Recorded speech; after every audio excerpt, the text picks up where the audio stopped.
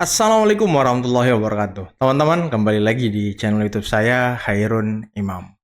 Nah, ini ada video yang sangat menarik untuk kita simak bersama-sama di mana Mr. Kodari dan Bung Zulfan Lindan itu sedikit membongkar apa yang dilakukan oleh Pak Mahfud MD belakangan ini terhadap Presiden Jokowi, teman-teman. Yang ternyata dahulu di tahun 2019 yang memperjuangkan Pak Mahfud MD itu adalah Presiden Jokowi untuk dijadikan wakil, tapi di tackle oleh ketua-ketua partai lain atau oknum-oknum partai lain. Kemudian setelah itu, setelah Presiden Jokowi terpilih, ternyata Pak Jokowi juga yang memperjuangkan Pak Mahfud MD untuk menjadi Menko Polhukam, teman-teman. Walaupun banyak sekali penolakan dari koalisi waktu itu. Tapi ujungnya kok Pak Mahfud seperti ini ya? Apakah Pak Mahfud salah gaul, teman-teman? Oke, sebelum kita masuk ke videonya, jangan lupa like, subscribe, dan share. Dan tanpa perlu berlama-lama lagi, mari kita mulai videonya berikut ini. Apapun disikat, Betul. nggak mikir salah atau Ya, benar. ya, betul. Subjektivitasnya terlalu dominan, objektivitasnya kurang. Apalagi yang sudah sebagai guru besar ya, saya kira sayang sekali punya pikiran-pikiran ataupun sikap-sikap seperti itu ya. Siapa Bang guru besar, Bang? Refli Harun guru besar kan? Oh, enggak. Belum ya? Enggak. Pak Mahfud. Oh iya, yang itu benar Oh, ya. besar. Bang Mahfud masalahnya apa, Bang? Loh iya kan selalu kan Oh. persoalan Gibran udah selesai. Iya. Persoalan Kaisang, Oh iya. ya kan?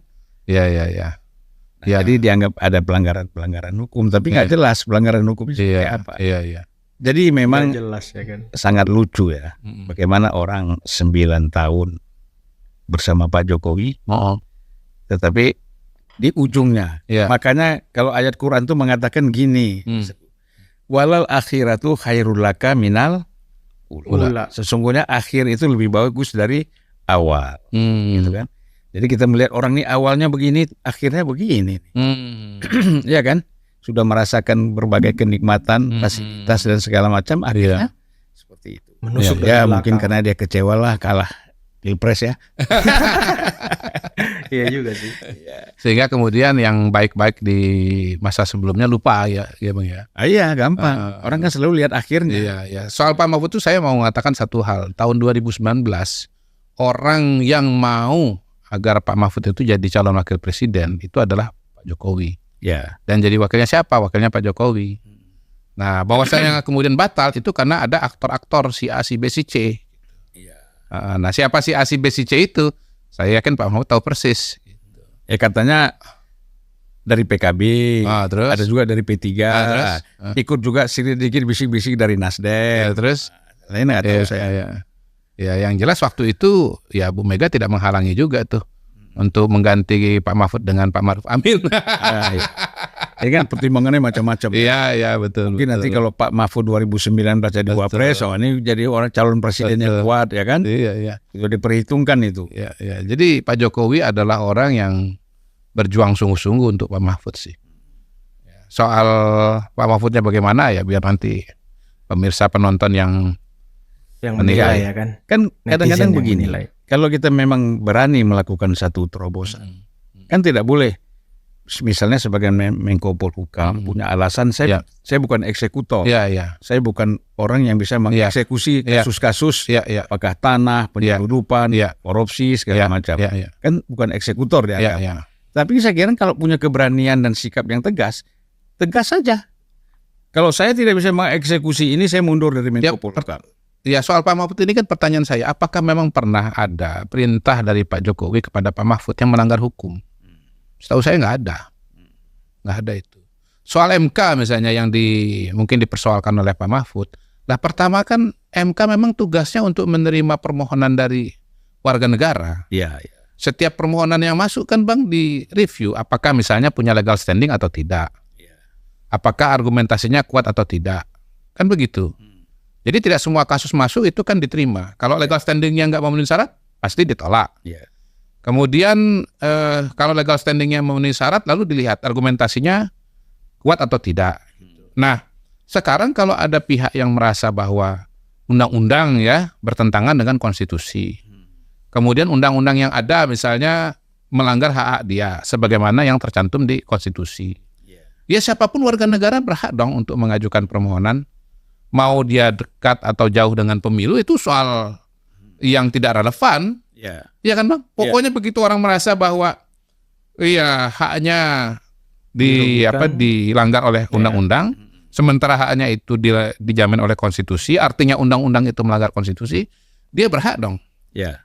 Nah, orang yang paling tahu soal ini harusnya ya Pak Mahfud, karena dia Mantan Ketua MK kan? Profesor Hukum Tata Negara dan dia pernah menjadi Ketua Mahkamah Konstitusi. Gitu loh. Kok disoal? Ada orang mengajukan permohonan, dia nggak boleh disoal dong orang mengajukan permohonan. Soal dikabulkan atau tidak ya kembali kepada Hakim Konstitusi. Nah, soal dikabulkannya itu kemudian misalnya 9 setuju ya, artinya semua setuju, atau 8 setuju, 1 enggak, garis miring dissenting, mau 6-3, mau 5-4, itu kan soal lain lagi itu. Dan Pak Mahfud waktu masih sebelum ditetapkan menjadi cawapres, waktu dia masih menjadi Menko Polhukam, dia paling kencang mengatakan keputusan MK final and binding. Paling keras dia. Kok tiba-tiba setelah menjadi cawapres kemudian kalah pula lagi, makin kencang nggak setuju.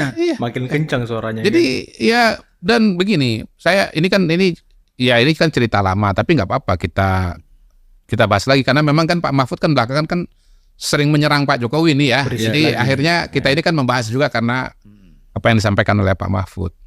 Soal misalnya ketua MK pada waktu itu Anwar Usman misalnya dianggap dia punya konflik of interest dalam mengambil keputusan soal pasal mengenai usia calon wakil presiden. Pertama kan ini adalah masalah norma, bukan masalah orang. Kalau bicara norma itu berlaku secara umum, bukan orang per orang. Sama misalnya dengan dulu pernah ada undang-undang yang melarang keluarga untuk maju sebagai kepala daerah. Nah, undang-undang itu kan kemudian dimohonkan oleh Adnan Purihta Bupati Goa di sekarang. Mahkamah Konstitusi. Adnan ini waktu itu calon bupati di Goa, Sulawesi Selatan. Adnan mengatakan hak saya ini dilanggar, hak asasi saya ini dilanggar, hak yang dijamin oleh konstitusi dilanggar, hak untuk mencalonkan dan dicalonkan sebagai pejabat negara. Kenapa dilanggar? Ya saya tidak bisa memilih bahwa kakek saya bupati, bapak saya bupati, paman saya bupati. Nah, dengan permohonan yang ada yang diajukan kepada Mahkamah Konstitusi menerima permohonan itu. Dan akhirnya undang-undang tersebut dibatalkan. Sekarang apa bedanya permohonan Adnan Purihta itu dengan permohonan yang diajukan ke Mahkamah Konstitusi soal usia calon wakil presiden? Kalaupun ada bedanya, kalau kasusnya Adnan itu dia mengajukan permohonan yang memang berkaitan langsung dengan kepentingan dia pribadi. Ya pihak yang memohon ini yang memang mau maju. Gitu. Kalau dalam kasus usia calon wakil presiden yang mengajukan bukan Gibran, yang mengajukan orang lain yang namanya Sambatu Sakibiru, siapa itu yang anaknya Pak Boyamin Saiman ya, ketua organisasi MAKI itu. Nah yang kedua, dalam sejarahnya Mahkamah Konstitusi ada permohonan-permohonan yang sebetulnya ada menyangkut kewenangan atau kepentingan lembaga Mahkamah Konstitusi itu sendiri. Nah, harusnya kalau memang nggak boleh, semua hakim yang memutus soal itu bersalah secara etik. Karena mereka membuat keputusan yang berkaitan dengan kepentingan organisasi Mahkamah Konstitusi yang mereka menjadi bagian daripadanya. Ada juga soal batasan soal usia misalnya, usia hakim konstitusi. Yang itu permohonannya berkaitan dengan kepentingan dari hakim konstitusi. Nyatanya diproses kok. Nggak ada tuh yang hakim konstitusi yang membuat keputusan mengenai batasan usia hakim konstitusi itu kemudian divonis bersalah secara etik gitu Bang. Jadi sebetulnya hal-hal ini bisa dijawab semua berdasarkan pengalaman dan praktek-praktek yang sudah ada gitu loh. Nah, saya kan beberapa kali juga diskusi lah dengan Pak Mahfud ya, masalah-masalah ketatanegaraan, masalah-masalah politik itu. Yang saya ingat nih ya, ini spontannya yang saya ingat. Pernah saya bicara dengan beliau itu soal peristiwa Kongres atau munas tandingan ya terhadap Partai Demokrat. Ya. Tuh, pada waktu itu kan ada munas tandingan yang mengajukan Pak Muldoko sebagai calon ketua umum. Ya. Saya tanya kepada Pak Mahfud pada waktu itu, bagaimana soal Pak Muldoko ini? Gitu. Demokrat Apa kemarin ya. apa ada arahan atau intervensi dari Pak Jokowi untuk memasukkan nama Muldoko sebagai calon yang menggantikan AHY pada waktu itu? Nggak ada kok, nggak ada arahan seperti itu. Dan pada titik itu kemudian saya bisa mengatakan bahwa ya berita atau informasi bahwa Pak Jokowi ya berada di belakang upaya kudeta terhadap Mahkamah Konstitusi, itu adalah sesuatu informasi yang misleading, Keliru, atau nggak benar. Ya, atau memang dicari. Ya, itu kan ya. pertama kan bisa saja asumsi. Ya. Yang kedua bagian dari counter argumen ya, terutama dari ya mungkin pendukungnya Pak Haye pada waktu itu untuk mengatakan agar Pak Muldoko atau pendukungnya jangan teruslah dalam proses itu. Tapi ya memang faktanya Pak Jokowi tidak ada di belakang itu gitu loh. Nah, bayangkan kalau misalnya pada waktu itu saya bertanya kepada Pak Mahfud. Pak Mahfud bilang, "Oh iya, ini ada perintah dari Pak Jokowi untuk agar Pak Muldoko didukung dalam proses." Kan lain cerita, Bang. Nggak ada, Bang, nggak ada gitu. Dan ya hal-hal yang kita bicarakan, kita diskusikan itu untuk kebaikan kok. Saya ingat juga diskusi dengan beliau waktu COVID tahun 2020 dan mau ada pilkada serentak. Waktu itu saya mendorong atau saya mendorong lah ya agar ada perubahan terhadap aturan kampanye. Aturan kampanye yang berlaku pada waktu itu masih mengizinkan adanya pengumpulan massa dalam bentuk pentas musik, olahraga, ya kampanye dalam bentuk pentas musik dan kegiatan olahraga. Saya bilang bahaya, karena itu akan menjadi ledakan nuklir COVID. Karena bayangkan Bang, pilkada serentak, saya lupa berapa ratus pilkada pada waktu itu, orang kampanye selama sekian bulan, ada sekian pertemuan, itu kan berarti menyebarkan COVID. Jadi saya bilang ini harus diubah, tapi perubahan itu tidak cukup dengan PKPU, karena wilayahnya diatur oleh undang-undang. PKPU kan nggak boleh mengatur yang bertentangan dengan undang-undang pilkada. Kalau undang-undang pilkada membolehkan, PKPU nggak boleh melarang, peraturan KPU tidak boleh melarang. Jadi waktu itu ya saya mengatakan, Pak, kayaknya ini harus bikin perpu nih, bikin perpu. Dan waktu itu Pak Mahfud mengajak atau merancang juga bersama dengan Pak Luhut. Ya. Memang akhirnya nggak jadi perpu itu keluar. Tetapi yang kita kerjakan, kita diskusikan, kita bahas itu selalu dalam koridor, Bang. Selalu dalam koridor gitu. Jadi saya ya melihat Pak Mahfud pada hari ini ya seolah-olah semua yang dikerjakan oleh Pak Jokowi itu nggak baik, nggak nihil, itu rasanya sedih, Bang. Rasanya sedih. Memang Pak Mahfud mengatakan bahwa kayak 9 tahun yang lalu baik-baik saja, setahun ini yang nggak baik, gitu kan, bilang begitu. Tapi apa yang beliau katakan nggak baik itu apa memang begitu gitu loh. Dan apa perlu juga Pak Mahfud seperti habis-habisan ya gaspol untuk menyerang Pak Jokowi gitu. Dengan sejarah beliau, dengan keberadaan beliau, dengan betapa niat baik ya dukungan Pak Jokowi kepada Pak Mahfud selama ini. Menurut saya sih, buat saya ya mohon maaf kalau istilahnya orang elok lah itu, kurang elok lah itu ya untuk kita melihat salah gaul pada hari ini. Salah gaul ya kan. Ya orang kan salah gaul bisa berubah. Jadi kalau begitu gini, selama 9 tahun Pak Mahfud itu gaulnya bener, setahun belakangan salah gaul. Gaul di mana tuh? Mahfud salah gaul. Bagus 7 Jadi yang salah itu bukan Pak Jokowi, tapi Pak Mahfud, karena salah gaul, salah lingkungan, salah gaul.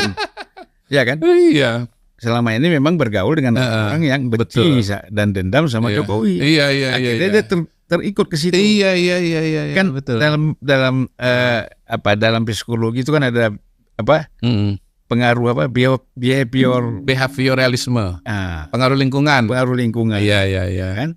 Kalau dalam kajian ilmu pengetahuan atau dalam filsafat ilmu itu ada yang namanya komunitas epistemic community, Bang. Orang-orang dengan gagasan dan ide yang sama gitu.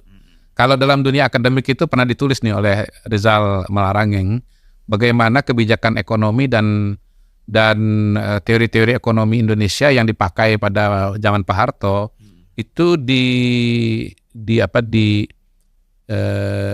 dimiliki oleh suatu komunitas epistemik yang dia disebut sebagai mafia Berkeley itu, Bang.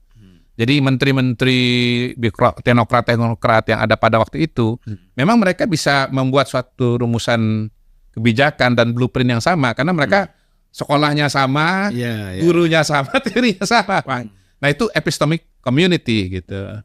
Nah, ini kalau soal Pilpres 2024, soal demokrasi dan seterusnya, ini kayaknya memang ada dua komunitas epistemik, Bang, pada hari ini. Yang oleh Ulil itu disebut sebagai mazhab Q dan mazhab SM itu, Bang.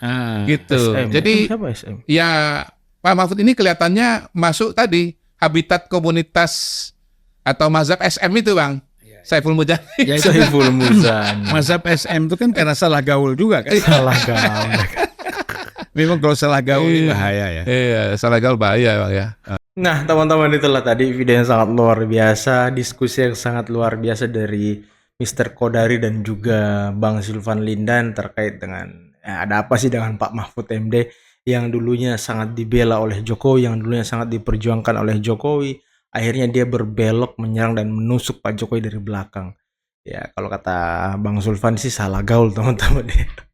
Pak Mahfud setelah kala pilpres beliau salah gaul nih. Apakah karena beliau bergaul di merah-merah ini, teman-teman? Tapi ya silakan kalian berspekulasi di kolom komentar ya. Tapi gimana menurut kalian tentang perubahan drastis Pak Mahfud ini? Kalau saya sih sangat menyayangkan ya. Dulu Pak Mahfud sangat membela Pak Jokowi, sangat melindungi Pak Jokowi. Tapi kata Pak Mahfud, selama 9 tahun beliau di Pak Jokowi tidak ada yang rusak gitu dalam tanda kutip ya. Tapi setelah beliau keluar dari Pak Jokowi selama setahun terakhir ini, ya seakan-akan Pak Jokowi merusak segalanya. Apakah Pak Mahfud MD ini ingin mengatakan bahwa dia dulunya yang menjaga rambu-rambu dari Pak Jokowi? Ingin menjadi pahlawan, ingin menjadi sok pelindung dan segala macam. Ini yang kita tidak mengerti dari Pak Mahfud, teman-teman. Oke, teman-teman, mungkin cukup sekian dulu video kali ini. Jangan lupa like, subscribe, dan share. Dan tanpa perlu berlama-lama lagi, saya akhiri. Billahi taufiq wal hidayah. Wassalamualaikum warahmatullahi wabarakatuh. Bye-bye.